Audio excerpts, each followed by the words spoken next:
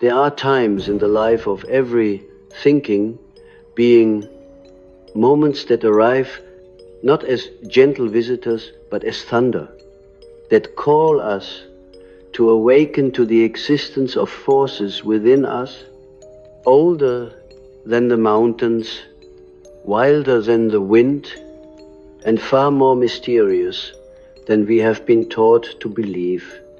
I would like you, as you sit here perhaps beneath the heavy oak beams of this hall, or perhaps only in the silent chambers of your own mind, to imagine that this evening is one such moment, for I am not here merely to offer you theories, nor to play the part of a lecturer who entertains or instructs and then departs, leaving your world unchanged.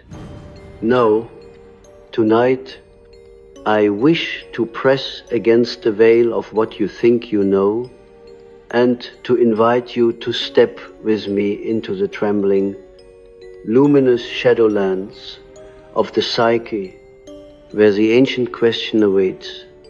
Why are we so afraid of our own true power? It is a question that might at first sound melodramatic, or perhaps grandiose. Power? What does it mean? Truly, we are more accustomed, perhaps, to think of power as a province of others, kings, leaders, the gods of myth, the titans of industry, or the cruel tyrant whose face we remember from the nightmares of history.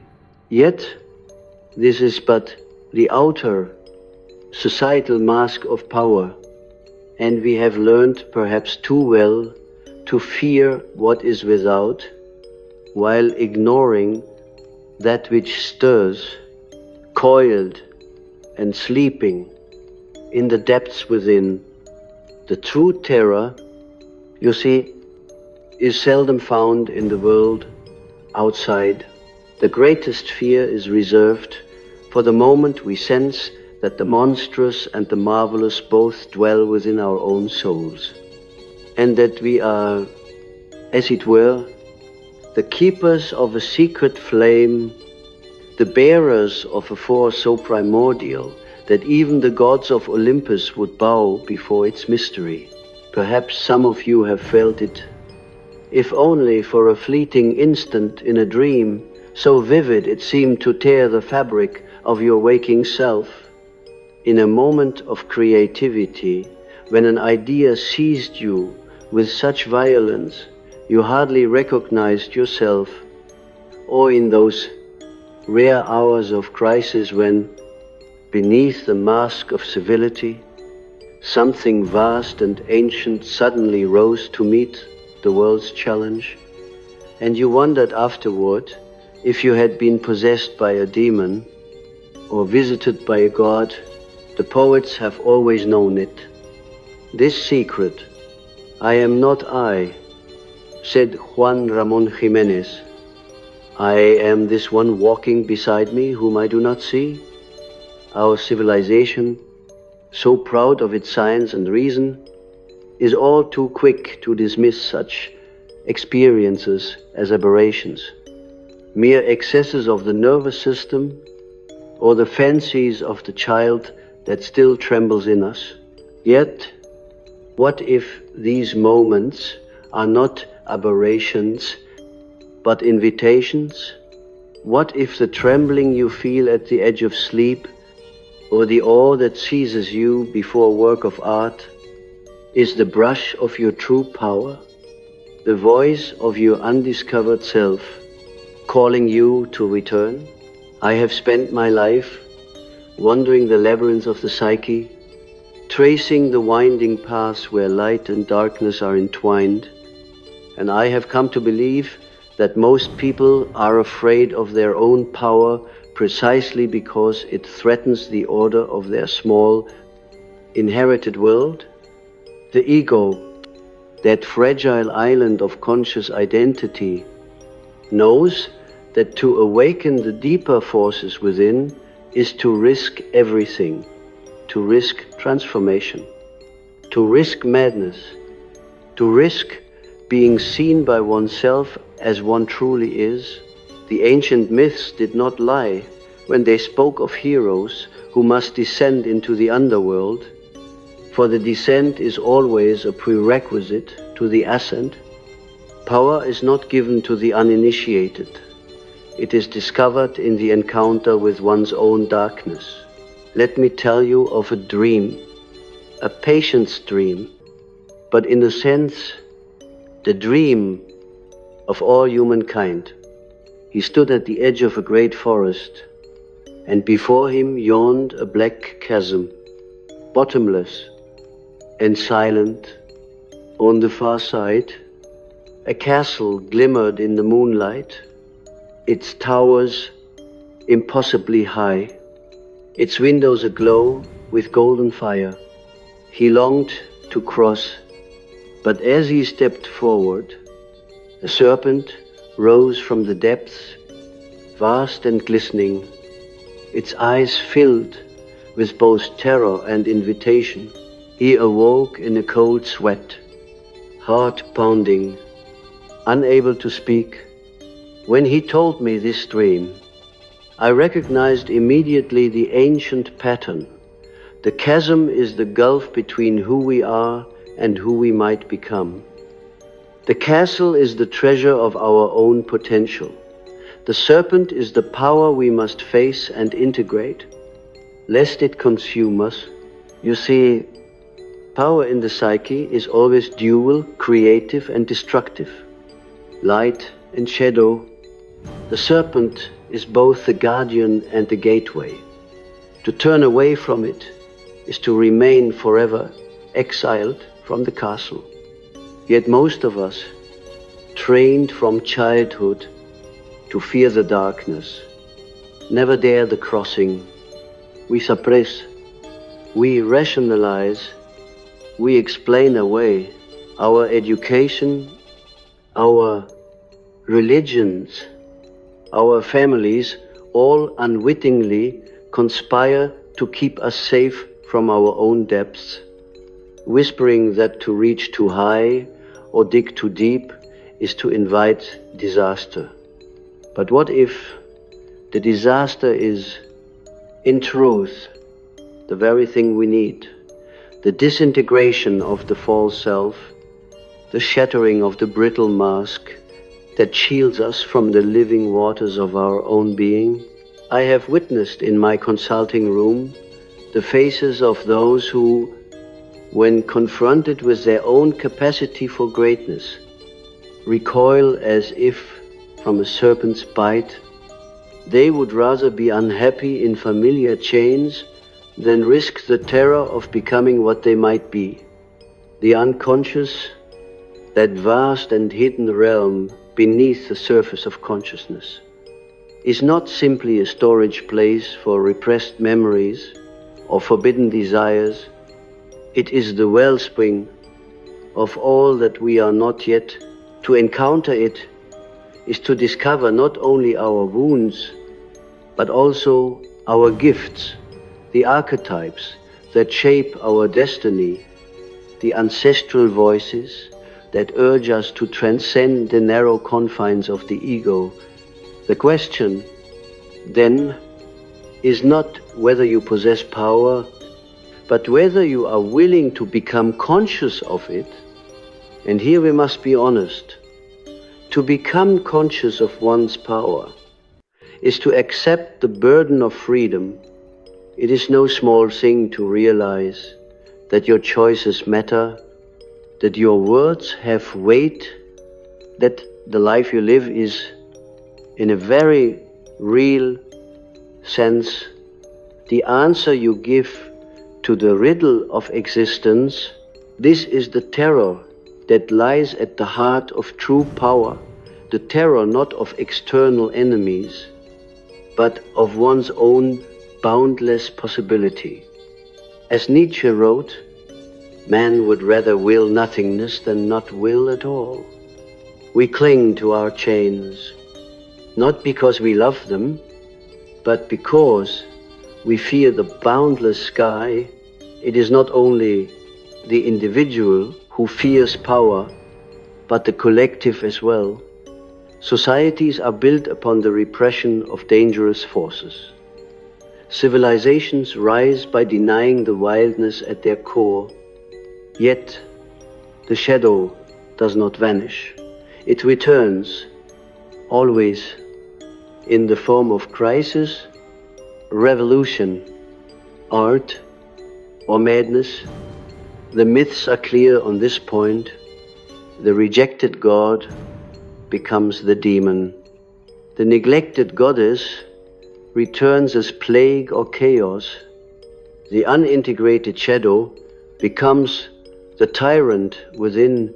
It is for this reason that every age must rediscover the lost wisdom, must learn anew the art of meeting the monster at the threshold and seeing in its eyes not only terror but also kinship. To speak of power in these times is to risk misunderstanding. The word itself has been soiled by those who wield it without wisdom or love. But the power I mean is not domination, not the power over that corrupts and destroys. It is the power of becoming the power that erupts in the creative act, that heals the sick, that reconciles opposites, that transforms the leaden weight of suffering into the gold of meaning. It is the power of individuation, the process by which the self is born from the conflict of opposites, by which the conscious and unconscious are joined in the living mystery of the soul. Many come to me seeking advice for their troubles, anxiety, depression, addiction, the restlessness that gnaws at the heart of modernity beneath the surface. Always I find the same root, a terror of the depths, a refusal to descend, an unwillingness to claim the treasure that lies buried in the darkness. I have said it before, and I say it again. Until you make the unconscious conscious, it will direct your life and you will call it fate. The way out is the way through. The path to power is the path that leads into the very place you have been taught to fear. Recall, if you will, the tale of Parsifal and the Grail. The young knight, ignorant and untested, stumbles into the wounded king's castle and beholds the sacred chalice radiant with divine light. Yet he fails to ask the question that would heal the land. Fails because he does not yet know himself. He must wander in darkness, must endure trial and suffering, must face his own failures before he is ready to claim the Grail, not as a prize won, but as a destiny embraced. The Grail is the symbol of the self, the wholeness that can only be achieved when we are willing to encounter and integrate all that we are, even that which we most fear. The language of dreams is the royal road to this hidden realm. In dreams, the psyche speaks in symbols, in images that defy logic, but convey a truth deeper than words.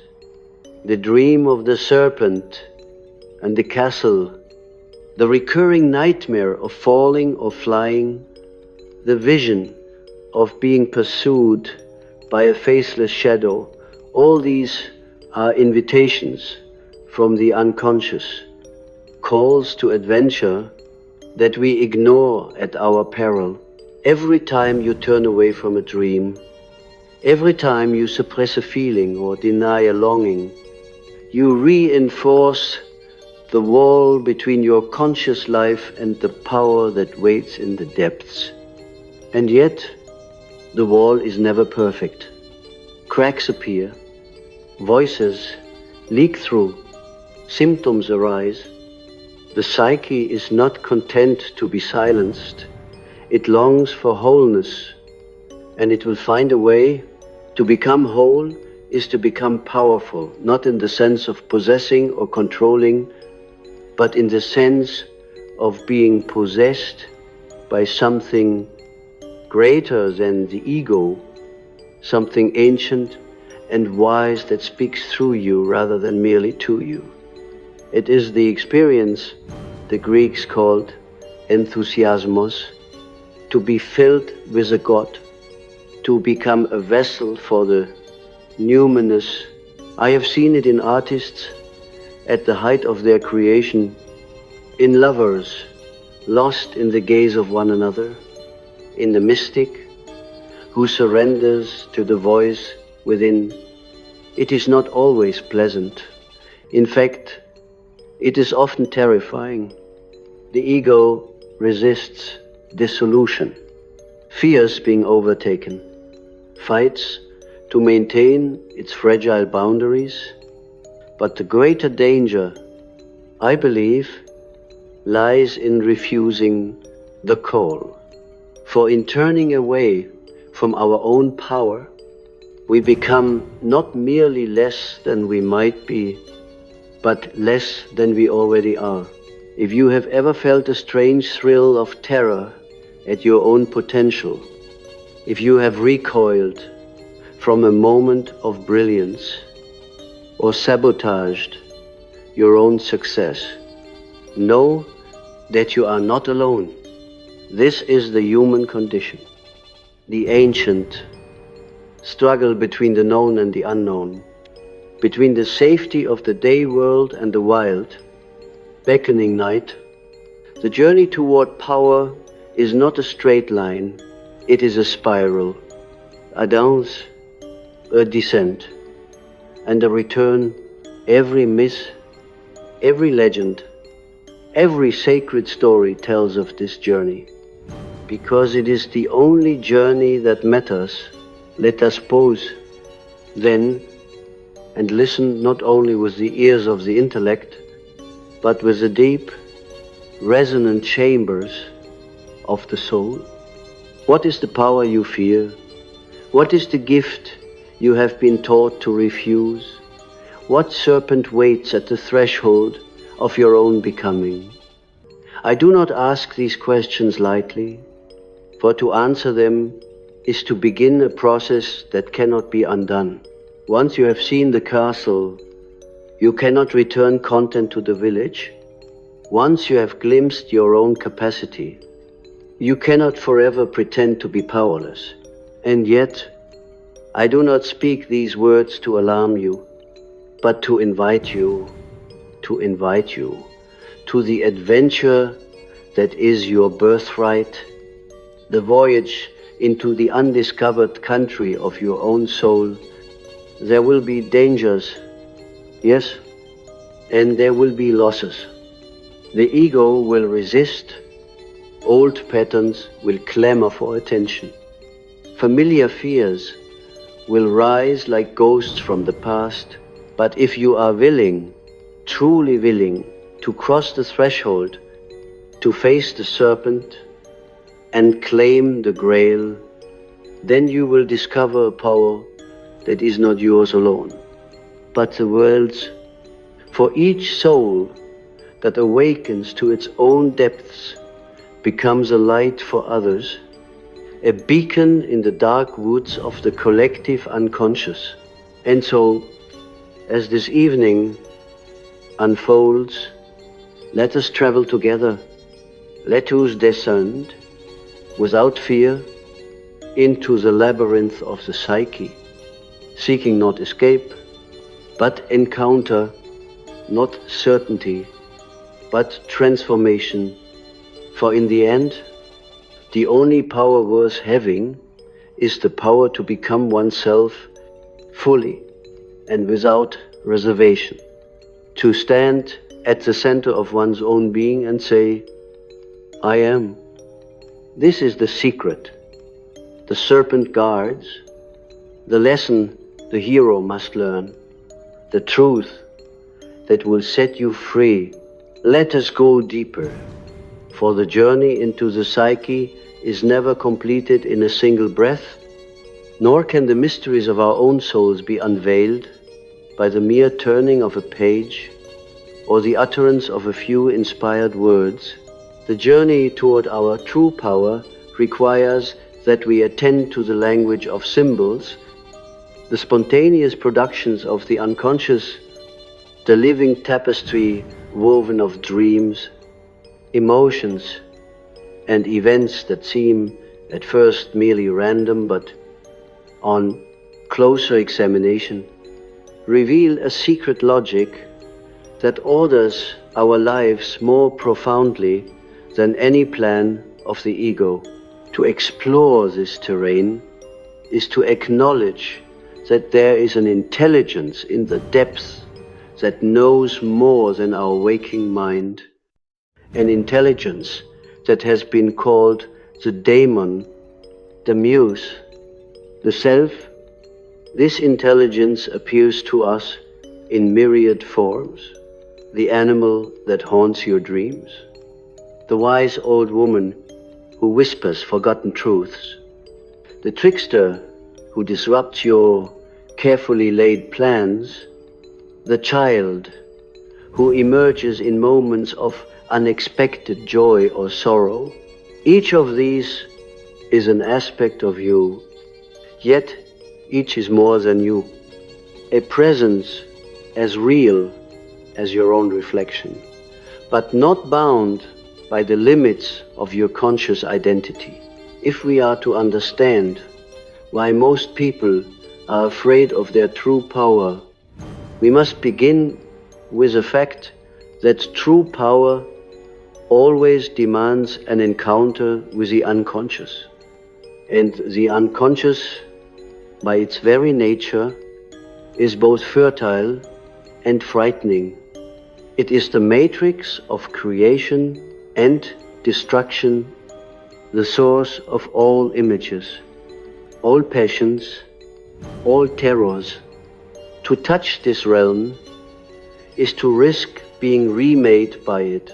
Herein lies the root of our fear. We sense, however dimly, that to awaken our true power is to awaken the forces of change within ourselves, and change, real change, the kind that alters not merely the circumstances of our lives, but the very structure of our being, is always experienced as a threat by the ego.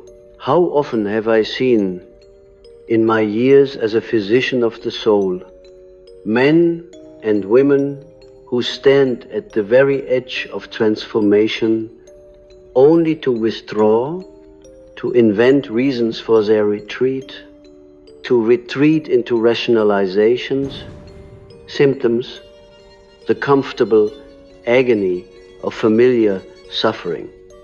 The power that calls to them is not merely a possibility, but a demand, a summons to adventure that cannot be answered with half measures, and so, unconsciously, they sabotage themselves, casting aside opportunities, poisoning relationships, losing themselves in distraction or addiction, anything to avoid the terrifying freedom that waits at the threshold.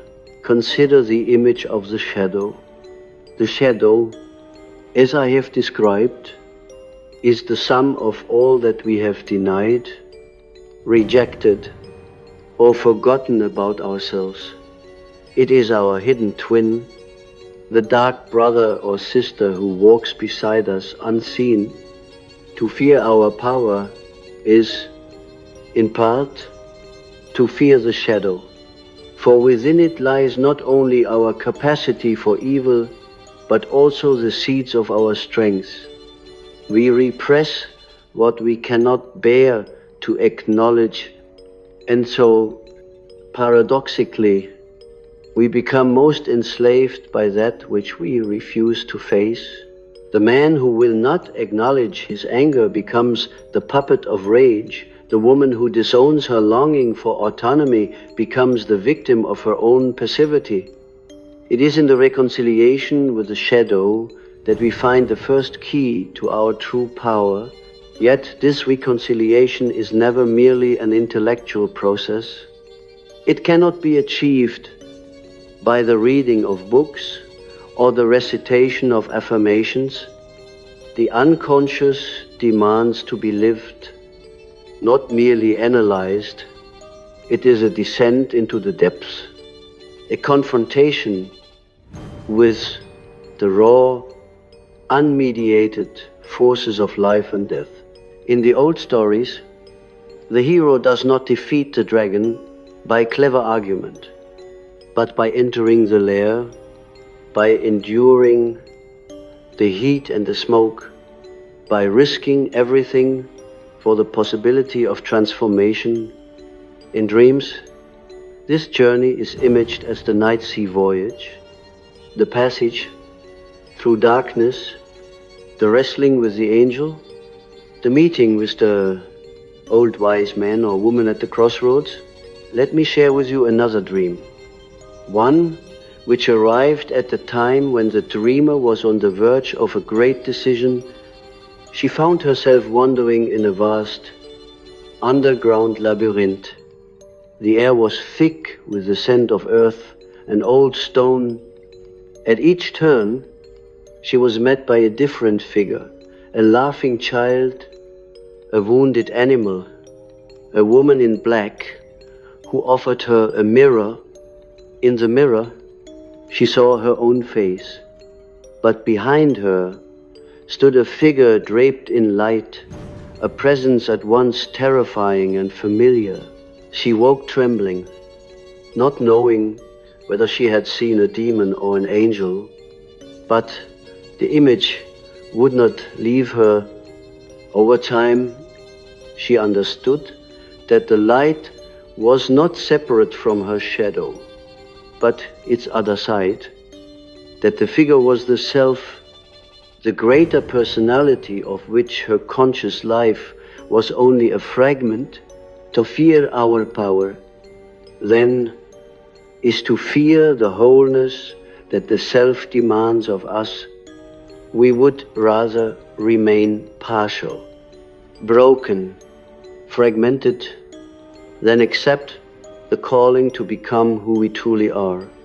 For to be whole is to integrate opposites, to carry within oneself the tension of the light and the dark, the masculine and the feminine, the wise and the foolish, the animal and the divine. This is not a comfortable process, nor one that brings instant gratification.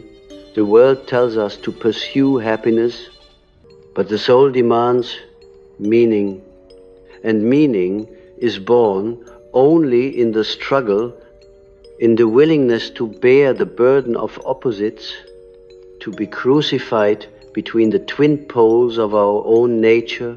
It is the great heresy of our time to believe that fulfillment can be purchased, that power can be acquired without sacrifice, that wisdom can be obtained without suffering. The ancient mysteries understood what we have forgotten. Initiation is always a death and a rebirth. The ego must die so that the self may be born. This is the truth at the heart of every myth, every rite of passage, every dream in which we are pursued, devoured, transformed. The price of power is the willingness to be changed by it. But let us not be too harsh with ourselves. The fear we feel is not weakness, but a necessary threshold. The psyche is wise. It does not surrender its treasures to the unprepared. If you feel the terror at the edge of your own depths, know that you are standing at the very place where all transformation begins. Do not rush past the fear. Listen to it. What is it telling you? What old wounds does it guard? What ancient stories does it whisper in the dark? The fear is the guardian of the threshold, and only by respecting it, by entering into dialogue with it, can we hope to pass beyond. Many people imagine that to embrace their power is to become arrogant, inflated, grandiose, but this is a misunderstanding born of the ego's confusion between power and domination. True power is not the inflation of the ego, but its transcendence. The truly powerful person is not the one who conquers others, but the one who has made peace with the warring elements within themselves. It is a power that expresses itself in humility, in the quiet certainty of one who knows their own limits as well as their gifts. You may ask, but how do I begin? What is the path? The path is different for each person, for each soul carries its own mystery, its own destiny, its own calling, yet there are certain signs that the way has opened, the recurrence of a particular dream, the eruption of unexpected emotion, the call to creativity, the sense of dissatisfaction with old patterns, the longing for something beyond the surface of things. When these appear, it is as if the self has sent a message. Wake up, descend, remember who you are. One of the greatest obstacles to this awakening is the collective shadow, the fears, prejudices, and assumptions that are shared by whole societies, that shape our institutions, our religions, our very language. We are taught, often unconsciously, to fear what is different, to suppress what is strange, to exile the parts of ourselves that do not fit the approved image. The child who is too wild, too sensitive, too imaginative, too strong, is taught to hide these qualities, to fit in, to be safe. Yet the qualities that are most repressed in childhood are often the very sources of our adult power. The poet, the healer, the leader, the lover, all are born in the exile of the soul's forbidden country. It is a dangerous thing to awaken to one's own depths in a world that fears the depths. Those who dare the descent are often met with resistance, ridicule, even hostility. Yet every age has its initiates, those who hear the call and answer it, not because they are braver or stronger than others, but because they have come to a point where the old ways no longer suffice. Their suffering drives them inward, their longing draws them down. They become the carriers of new wisdom, the bearers of the flame. There is a price to be paid for this journey, but there is also a gift not only for oneself but for the world. For the awakening of individual power is never merely a private affair. Each person who becomes conscious of their own depths brings something new into being, something that did not exist before. The transformation of the individual radiates outward, affecting families, communities, cultures.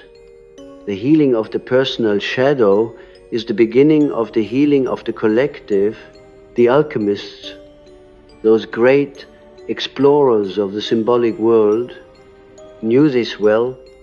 They spoke of the opus, the great work, as a process that united opposites, dissolved the old and brought forth the new, transmuted base matter into gold, but the gold was not for oneself alone. The true alchemist worked for the healing of the world, for the redemption of matter, for the realization of the divine within the human. So it is with the journey to power. Its end is not self-aggrandizement, but service. Not the inflation of the ego, but the flowering of the soul. In the final analysis, to be afraid of one's true power is to be afraid of one's own divinity. For the self, in its deepest essence, is the divine spark within, the image of God stamped upon the soul, the source of all creativity, all meaning, all transformation. We sense this and it terrifies us. We fear the responsibility that comes with greatness. We fear the loneliness that comes with uniqueness. We fear the sacrifice that comes with becoming ourselves. Yet these fears are the birth pangs of something greater, the labor of the soul, as it brings forth its own true nature. So I say to you, as one who has spent a lifetime listening to the voices of the depths, do not be afraid of your fear. Do not be ashamed of your longing. Do not despise the symptoms that call you inward. The crises that shatter your illusions, the dreams that disturb your sleep, these are the signs that your soul is alive, that the self is calling, that your true power is waiting to be born. If you would be whole, if you would be powerful, if you would be free, you must be willing to risk the journey. The way is dark, but you are not alone. Others have gone before you. Others will come after. The labyrinth is vast, but at its center burns a light that cannot be extinguished, a flame that is both your own and greater than you. Trust it, follow it, let it lead you home. As we travel further along this inner road, let us pause to consider what happens when the call to power is answered. However tentatively, and the psyche, like some ancient temple, long sealed, begins to open its doors to the energies once locked away. For every threshold crossed, every shadow faced, awakens not only the content of the unconscious, but the guardians and guides who dwell there, the archetypes that shape the very fabric of our experience. It is through these primordial images, these blueprints of human experience, that the soul makes itself known. To speak of archetypes is not to reduce human life to mere pattern or formula, but to acknowledge that our fears or longings, our dreams and our potential are all rooted in a ground far deeper than our personal stories. There is in every human being the image of the hero, the healer, the wise one, the lover, the outcast, the creator. When we resist our own power, we do so often because these inner figures have been left unrecognized, their voices silenced by the din of collective opinion or the judgments of the small, frightened ego. Yet these archetypes do not simply disappear. They become restless, manifesting as inexplicable compulsions, as moods that seem to descend like weather, as obsessions that cannot be shaken, as illnesses of mind and body. The cost of ignoring them is high. When I reflect on the struggles of my patients, indeed, on my own struggles, I see that so much human suffering comes not from the reality of limitation, but from the refusal to enter into dialogue with these inner presences. The archetype of the creator, for example, may appear first as a whisper in the background, a gentle urge to paint or write or build, to shape the world in the image of one's soul. But if that urge is denied, if the creative fire is suppressed, it may erupt elsewhere, in neurosis, in dreams of chaos, in the torment of unfulfilled longing. The same is true of the shadowy figures, the witch, the wild man, the wounded healer whose power can either destroy or redeem, depending on whether we choose to acknowledge and integrate them. Consider the recurring dream that so many have confided to me, the dream of standing on a stage, about to speak or act, and suddenly finding oneself unable to move or speak, paralyzed by an invisible force, while the eyes of an unseen audience burn with expectation or judgment.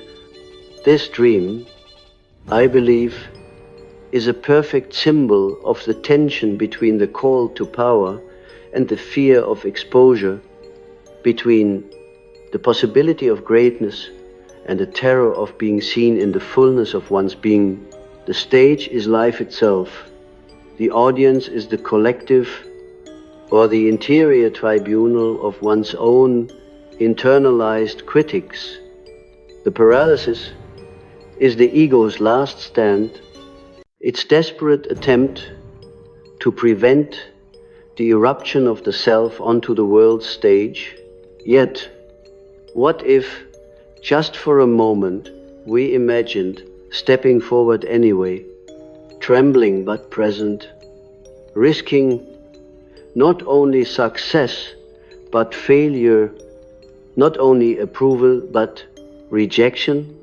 What if we recognized that the very energy of fear is the raw material of transformation, the fire that forges the gold from the base metal of our limitations? For in every moment of fear, of doubt, of trembling at the edge of possibility, there lies hidden a seed of power, waiting to be claimed and transfigured. The ancient alchemists, in their secret language, spoke of the nigredo, the blackening, as the first and necessary stage of the great work. Only by passing through the darkness, by embracing the chaos, could the process of transformation begin. You may ask, but why does the darkness seem so absolute? Why does the descent feel so final? The answer, I believe, is that the ego built to preserve the continuity and safety of the personality experiences the awakening of the deeper powers as a threat to its very survival.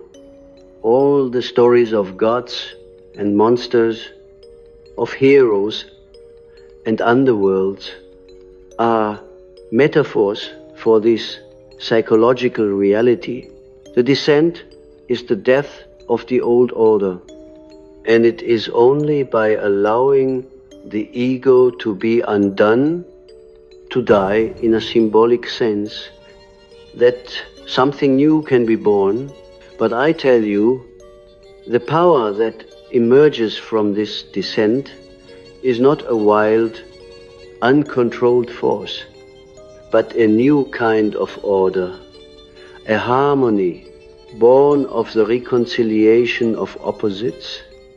I have witnessed the transformation again and again. The anxious child becomes the courageous adult. The broken lover becomes the healer.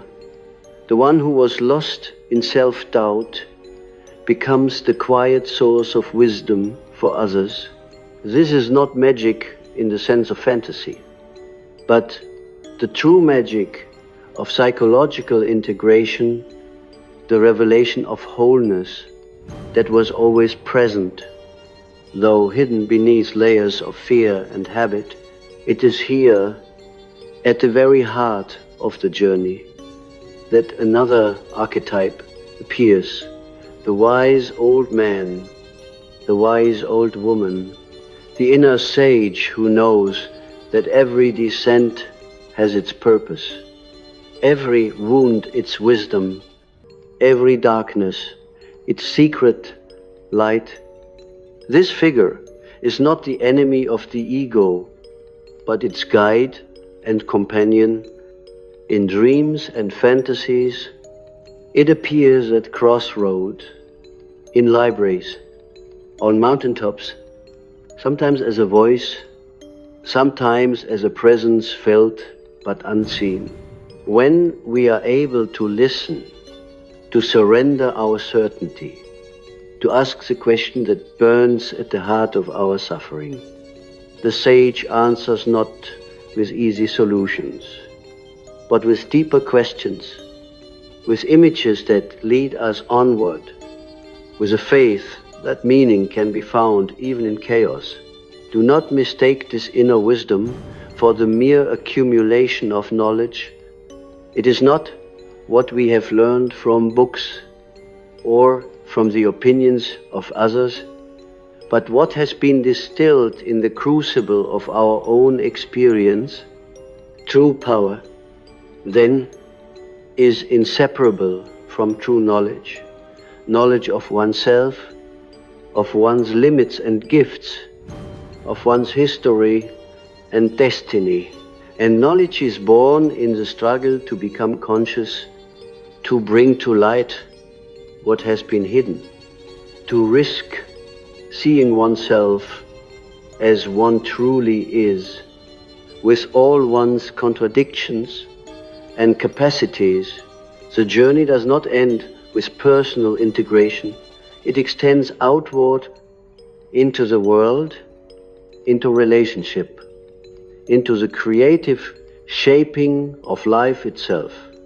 For as each person becomes more whole, more aligned with their true power, their presence becomes transformative for others.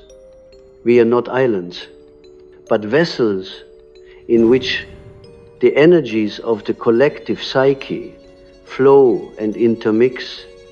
As we heal, we become healers. As we awaken the world. The myths tell us that the hero, having won the treasure, must return to the world, must share the gift, must become a bearer of the sacred. This is not merely a duty, but a necessity.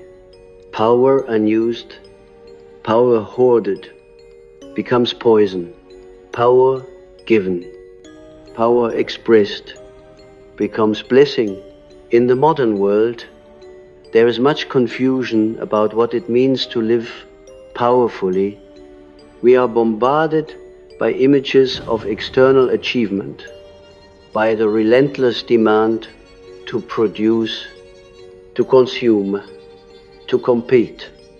But these are pale shadows of the true power that lies within. The culture rewards the ego's striving, but often punishes the soul's longing for depth and meaning. It is no wonder, then, that so many turn away from the journey inward, seeking solace in distraction, in conformity, in numbness. But these substitutes never satisfy the hunger for meaning, for integration, for participation in the larger life of the soul, cannot be denied forever. This is why crises arise, personal, cultural, global. The soul, when neglected, speaks through symptoms: depression, anxiety, addiction, collective unrest. These are not merely problems to be fixed, but messages to be interpreted, initiations to be endured, invitations to transformation. When the collective is gripped by fear, by violence, by chaos, it is a sign that something has been neglected in the depths, that some vital power has been repressed or denied. The work of each individual then becomes more urgent to reclaim what has been lost, to integrate what has been exiled, to become, in the words of the old sages, a lamp set upon a hill. Yet there is also joy in this work, a joy deeper than mere happiness, a joy born of the knowledge that one is living in alignment with the truth of one's being, in moments of insight, of creativity, of connection. We glimpse what it means to be fully alive, to participate in the unfolding of the mystery. The boundaries between self and world, between past and future, between what is and what might be, become fluid, permeable. We find ourselves, as it were, at the center of a vast mandala, the microcosm, reflecting the macrocosm, the individual life, echoing the pattern of the whole. If you listen closely, beneath the noise of daily life, you will hear the voice of the soul, gentle but insistent, calling you home. It is a call that will not be silenced, a summons that will return again and again until it is answered. The world needs your power, your presence, your unique contribution. The world needs individuals who are not afraid to descend, to risk, to become. The world needs you whole, alive, awake. Let us then continue our descent, not with dread, but with gratitude. For every step into the unknown brings us closer to the source of our true being. Let us meet the guardians at the threshold with respect, and the companions of the journey with open hearts. Let us trust that even in the darkest night, a star still burns, and that at the center of the labyrinth, the self waits, radiant and patient, ready to welcome us home. If you have come with me this far, through the winding passages of symbol and story, through shadow and light, through the trembling threshold that separates the life you know from the life that is possible, I would ask you now to pause and notice what is moving within you. Perhaps a stirring, a resistance, a longing, perhaps confusion, or a quiet, nameless joy. All these are signs that something deeper is listening, something ancient within you has heard the invitation, and the journey has already begun. When we contemplate the mystery of power, we are not speaking merely of the energies that move nations or the ambitions that stir history's great upheavals. We are speaking rather of the subtle, insistent current that moves through every human life, the capacity to become, to change, to create, to stand in relation to that which is larger than oneself. The world has taught us to look outward for validation, for confirmation of our existence, but the soul is not satisfied with mere applause or the empty victories of comparison. The soul longs for what is real, what is rooted, what endures when all the trappings of status and image have fallen away. This is why the encounter with true power feels at first like a kind of dying. It is the death of illusion, the end of those comforting stories that kept you small, and with every death there is grief. Grief for what must be let go, old identities, familiar failures, the security of never risking too much, grief too for what was never lived, for the gifts abandoned in the attic of the psyche, for the child who was not allowed to sing or dance or rage or dream. Yet as the ancients knew, and as every initiation reminds us, there is life on the other side of grief, life deeper, richer, and more spacious than anything the ego could have imagined for itself. To step into your true power is to surrender the fantasy of control. It is to accept that you are both less and more than you have imagined. Less in that you cannot command the forces that move through you, more in that you are the vessel, the meeting place, the field in which those forces may be known, expressed, offered to the world. The work of the soul is never about possession. It is about relationship. Power is not something you can hold. It is something that flows through you as breath through the body, as wind through the trees, as the river through its ancient, shifting bed. I have spoken often of dreams, for dreams are the language of the soul, the secret script in which our deepest truths are written. If you would know your power, begin by attending to your dreams, write them down, sit with their images. Even when they confuse or disturb, trust that the psyche wastes nothing, that every symbol is an opening, a question, a mirror. In time, you will come to recognize the recurring figures, the shadow, the guide, the child, the animal, the beloved.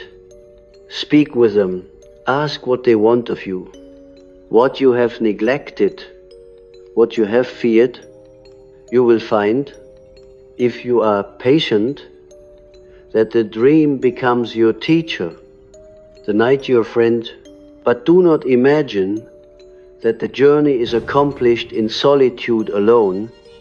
We are, all of us, members of a vast, invisible fellowship, the fellowship of the living and the dead, of those who have dared the descent before us, of those who wait for the courage to follow. The wounds you bear are not yours alone, but echoes of the wounds of humanity. The power that awaits you is not for your own use, but for the healing and transformation of the world. To walk the path of individuation is to accept both solitude and solidarity, to know oneself as both singular and woven into the fabric of existence. You will be tested. The world does not always welcome the one who has reclaimed their power, for your very presence becomes a reminder of what others have denied in themselves. You may be misunderstood, resisted, even rejected. Old friends may fall away, familiar patterns may collapse. There will be moments when you long for the safety of the small self, for the simplicity of unawareness. This is natural. Return then to your practices, your dreams, your creative work, your dialogue with the depths. Return to the ground of your own being and remember that you are not alone.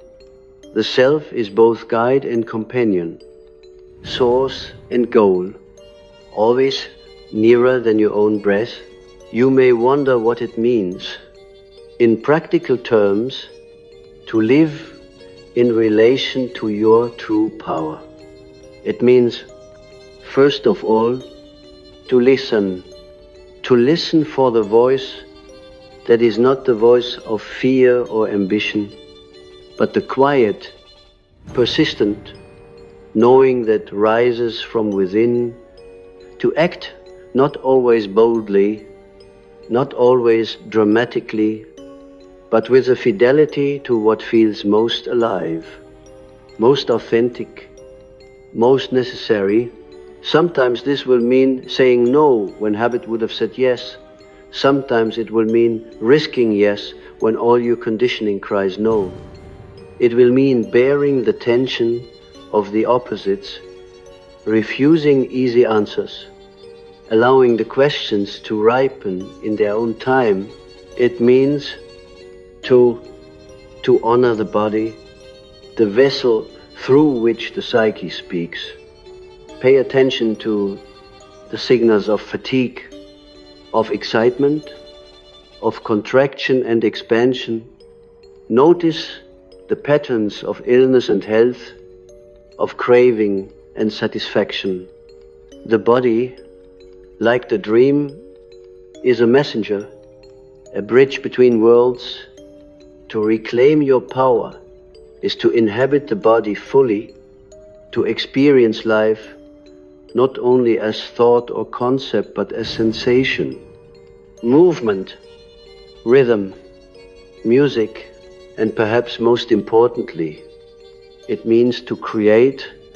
The creative act is the clearest expression of power, the bringing forth of something new from the depths, the offering of one's unique voice, image, idea, gesture to the world. This is not limited to the artist or the poet. Every life is a work of art. Every day, an opportunity to shape and be shaped by the mystery you create in the way you speak, in the way you love, in the risks you take, in the kindness you extend, in the boundaries you set. The measure of your power is not in the noise you make, but in the clarity and depth with which you live. You may ask if there is an end to this journey, if one ever arrives at a place of certainty, of completion, of rest. In truth, the work is never finished. The mystery is inexhaustible. The psyche is a well that never runs dry. There will be cycles of expansion and contraction, of clarity and confusion, of joy and sorrow. The spiral returns, but each time at a higher level, each time with greater awareness, greater compassion, greater capacity to hold the paradoxes of existence. Do not be discouraged by setbacks, by relapses into old patterns, by the slow pace of transformation. The soul's time is not the time of the clock or the calendar. Trust the process, even when it seems to lead you in circles. Trust that every step, even the painful ones, is necessary. The psyche is not a machine to be fixed, but a mystery to be lived. Be gentle with yourself. Celebrate progress, however small. Laugh at your mistakes. Weep for your losses. Keep faith with your longing. And as you journey, offer your gifts. The world is in need of wholeness, of courage, of imagination, of love. Your healing is not only for yourself, but for your ancestors, your descendants, your community, your time. The more you become yourself, the more you become a vessel for the healing of the world. This is the secret that all true wisdom traditions have known, that in saving oneself, one saves the world, that in healing the split within, one heals the divisions of humanity. As I bring these reflections to a close, I invite you not with instruction, but with possibility to continue the work we have begun here. Sit with your dreams, your fears, your desire. Walk in nature and listen for the voices that speak without words. Write, paint, sing, dance, build. Speak with those you trust about what is moving in you. And listen deeply when others speak in turn. When conflict arises, ask what it is trying to teach you. When you feel powerless, ask what you are refusing to accept. When joy bubbles up, let it move you, let it guide you, let it teach you. There is no formula, no map, no shortcut. There is only the path unique to you, ancient and new, winding ever deeper into the heart of things. The more you walk it, the more you will sense the presence of others walking with you, the ancestors, the dreamers, the seekers, the wounded and the wise. Their strength is yours, their longing is your own. And in the silence, at the center of all things, in the place where words end and mystery begins, you will know, not as an idea, but as a living truth, that you are powerful beyond measure. Not because you can control, but because you can surrender. Not because you are separate, but because you are joined to the life that moves in all things. This is the revelation that waits for you in the depths. This is the power that is your birthright. Do not be afraid. The world needs your light. Let this be your blessing, your charge, your gentle summons to the work ahead. Live in relation to your own depths. Create from what is most true in you and offer it freely to the world. In doing so, you will become not only yourself, but the agent of transformation for all that is yet to be born